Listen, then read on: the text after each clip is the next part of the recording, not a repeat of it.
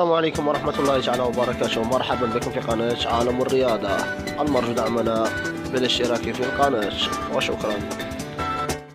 من بعيد مشاهدينا الكرام، هذه العرضية من محسن متولي، ترويض ولا أجمل من عبد الرزاق حمد الله، وتهور واضح من محمد أحمد، ويعطي الحكم العراقي مهند سراي ضربة جزاء للرهيب.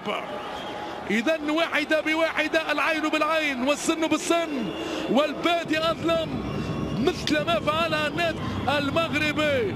أمامنا حمد الله، حمد الله سيتقدم الدولي المغربي. التركيز كبير، يذهب حمد الله، جول حمد الله. الله الله على حمد الله الرهيب، فعلا رهيب. وفي استاد هزاع بن زايد يبدو الآن حديد في حديد.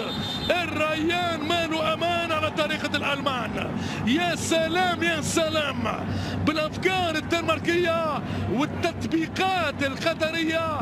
الريان الآن يتلألأ في الأجواء الإماراتية. هذا هو من بعيد مشاهدينا الكرام.